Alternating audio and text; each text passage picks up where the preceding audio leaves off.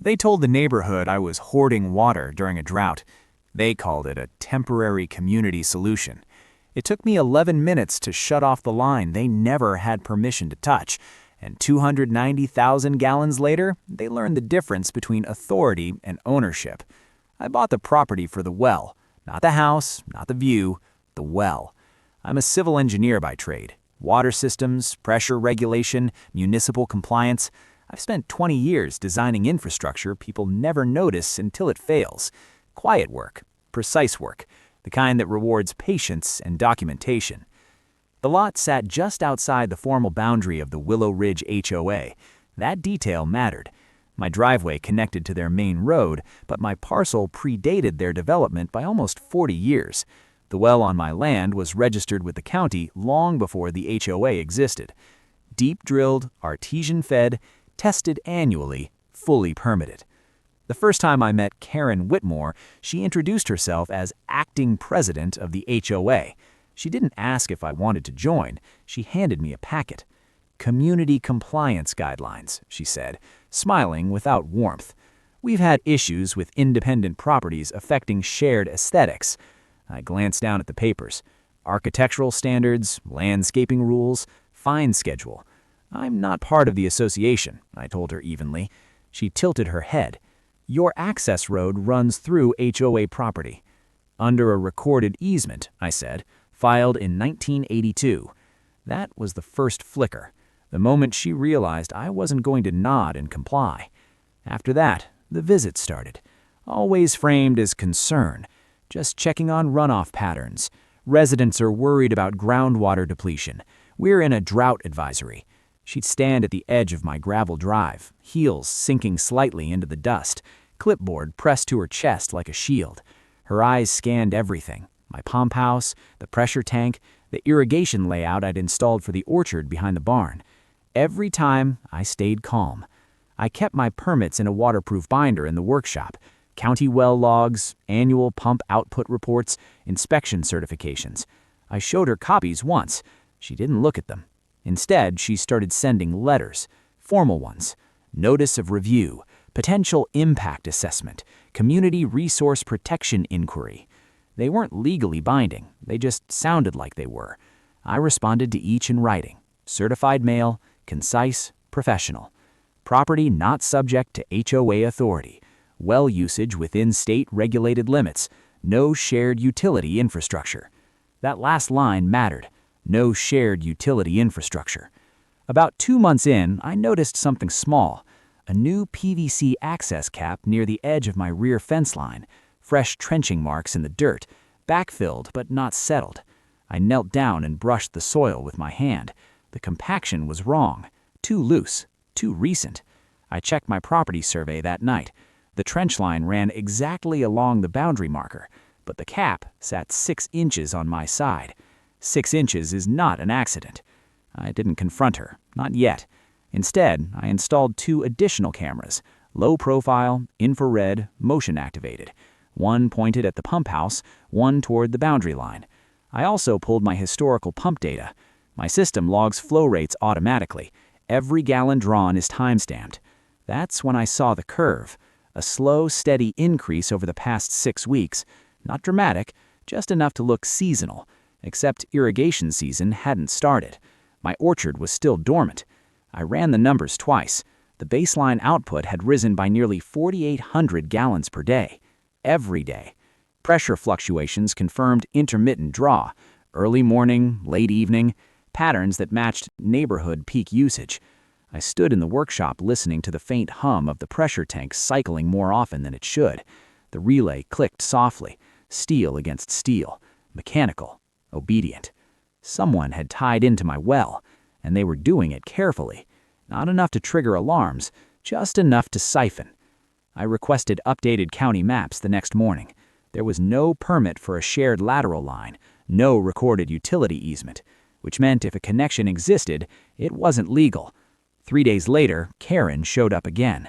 We've had some residents complain about water pressure inconsistencies. If your well is impacting the aquifer, it's not, I replied. She stepped closer this time, close enough that I could smell her perfume, sharp, citrus-heavy. We may need to conduct an inspection. Of what? Your system. You don't have that authority. Her smile didn't falter. We'll see. That was the moment the pressure changed.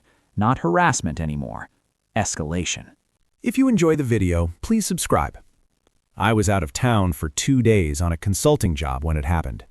My phone buzzed at 6:12 a.m. Motion alert. Rear boundary camera.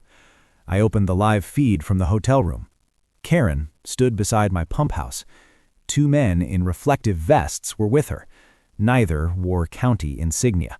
No marked vehicles, just a white pickup with magnetic lettering that read, Willow Ridge Utilities Committee. That committee does not exist in any municipal structure. They used bolt cutters on the secondary lock. I watched the metal snap in real time. They entered the pump house. One of them gestured toward the pressure manifold. The camera captured everything, time-stamped, audio-enabled. "This is a temporary community interconnect," Karen said clearly. "The board approved emergency access under drought mitigation authority. No such authority exists for a private well." One of the men opened the rear panel. I heard the clank of tools, the hiss of pressure release. I didn't call her. I didn't call the police. I called my attorney.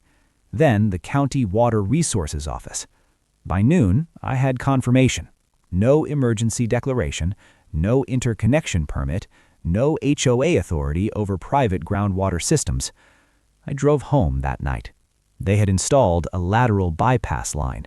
Clean work, technically competent. It fed under the boundary trench I'd noticed and into the HOA's main distribution loop. They'd been drawing from my well for weeks before forcing the pump house entry. The new connection just made it direct. I downloaded my full system logs. Total excess draw over 61 days, 289,734 gallons. I rounded it in my notes. 290,000 gallons. At state-assessed replacement and energy rates, that wasn't symbolic theft. That was measurable loss. I sent a formal cease and desist letter the next morning. No response. Instead, I received an email blast forwarded by a neighbor. Subject line, Community Water Stability Update. Karen had announced that Willow Ridge had secured supplemental groundwater access to protect property values. She never named me. She didn't need to. That was her mistake, because now it was documented misrepresentation. I met with the county inspector 2 days later. We walked the property line together. He examined the trench, the interconnect, the unauthorized pump house modification. He took photographs, issued a violation notice, and ordered immediate disconnection pending investigation. Karen responded by calling a special HOA meeting, accusing me of sabotaging community resources. That was when I calculated the shutoff sequence. 11 minutes. That's how long it would take to isolate my system, depressurize the bypass, and remove the unauthorized coupling without damaging my own infrastructure. All legal, all within my property rights. I scheduled it for 6 a.m. Saturday. Peak irrigation cycle. I recorded the entire process. When I closed the main valve, the pressure drop registered instantly on their side. By minute 7, their loop alarms were triggering. By minute 11, the illegal line was capped, documented, and boxed as evidence. I didn't yell, I didn't threaten, I sent the county the footage, and I waited. Because now the numbers were public record, and the reckoning was procedural. The emergency HOA meeting was standing room only. Neighbors I'd barely spoken to filled the folding chairs. Some looked confused, others defensive. Karen stood at the front with a projector slide that read, Independent Water Hoarding and Community Risk. Then the county inspector walked in. 2 deputies followed. Not aggressive, just present. Professional. He requested the floor. I stayed seated until he invited me forward. I brought 3 binders. Pump logs, video stills, certified letters, violation notices. When the footage played, bolt cutters, forced entry, her voice authorizing the interconnect, the room shifted. Not dramatically, just the subtle sound of people recalibrating. The inspector outlined the violations: criminal trespass, utility tampering, theft of services, unauthorized infrastructure modification. Estimated value,